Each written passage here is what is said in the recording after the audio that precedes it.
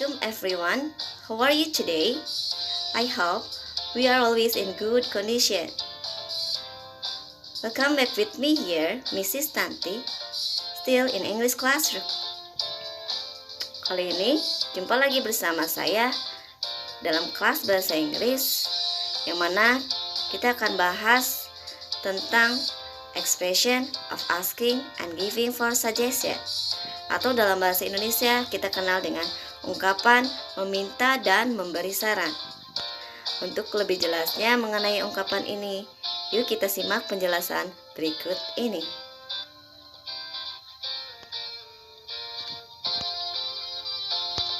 Pengertian daripada expression of suggestion adalah ungkapan yang digunakan untuk memberikan saran ataupun anjuran.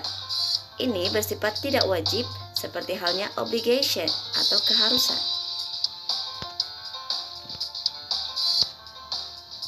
Untuk memberikan saran ataupun suggestion dalam bahasa Inggris, ada beberapa ungkapan, dan yang kita bahas kali ini yaitu salah satu ungkapan yang menggunakan kata should dan should not. Ada dua pola kalimat. There are two patterns of asking for suggestion and giving for suggestion. Jadi ada dua pola kalimat untuk meminta saran dan memberikan saran. The first is the pattern of asking for suggestion.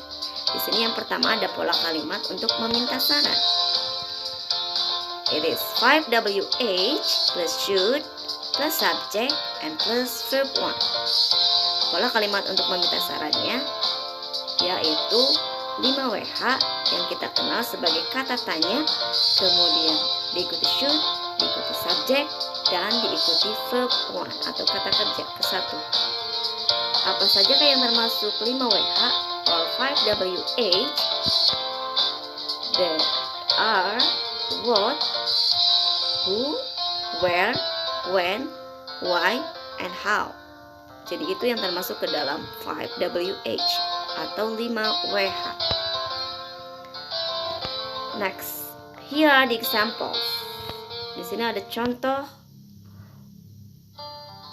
kalimat untuk menanyakan saran atau suggestion. The first is what should I do? What sebagai kata tanya diikuti dengan should, diikuti subject yaitu I, dan diikuti verb 1 yaitu do. Kalimat ini berarti apa yang sebaiknya saya lakukan. The second sample, where should I go? Where diikuti should, diikuti subject I, dan diikuti go sebagai verb 1. Where di sini sebagai kata tanya, yang berarti kemana sebaiknya saya pergi. Itu mengenai kalimat meminta saran. Next, continue to the pattern of giving for suggestion. Dilanjutkan dengan pola kalimat untuk memberikan saran. Di sini dibagi menjadi dua, yaitu ada verbal sentence, yakni kalimat yang mempunyai kata kerja. Dan yang kedua ada nominal sentence atau kalimat yang tidak mempunyai kata kerja. Dalam verbal sentence, karena sudah berkata kerja, maka pola kalimatnya terdiri dari subject plus should plus verb 1. Sedangkan untuk nominal sentence, karena tidak mempunyai kata kerja, yang ada di sini adalah kata sifat atau kata benda ataupun adverb yang kita kenal dengan adjektif sebagai kata sifat, noun kata benda atau adverb kata keterangan. Maka setelah kata should diikuti dengan be terlebih dahulu. Pola kalimatnya menjadi subject plus should be plus adjective or noun or adverb. Let's see the examples for verbal sentence. Untuk verbal sentence kita lihat contohnya di sini. Fatia should drink medicine to get well soon. Fatia sebagai subjek diikuti dengan should, kemudian verb 1 yaitu drink, dan objek. Kalimatnya menunjukkan arti Fatia sebaiknya minum obat supaya cepat sembuh. Untuk kalimat negatif kita gunakan kata not setelah should. We put not after should.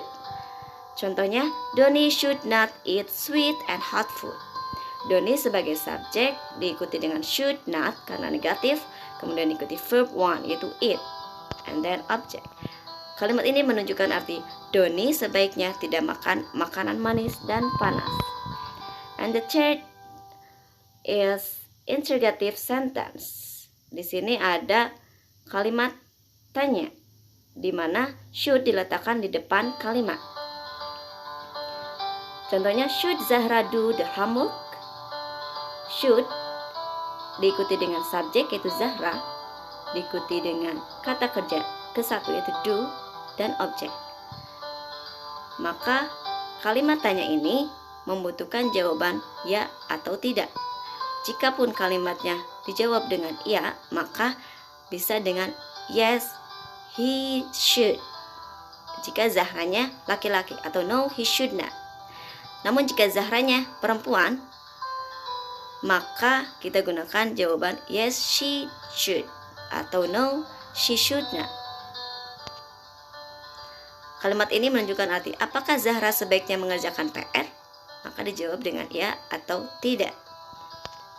Next, here are the examples for nominal sentences. Kita lihat di sini contoh untuk nominal sentence atau kalimat yang tidak berkata kerja. Untuk kalimat positif, you should be calm in the classroom. You diikuti should, kemudian kata be, baru diikuti kata sifat, yaitu calm, adjective. Calm di sini sebagai adjective. Kalimat ini menunjukkan arti kamu sebaiknya diam ketika di dalam kelas. Untuk bentuk negatif, kita gunakan not setelah should dan sebelum kata be.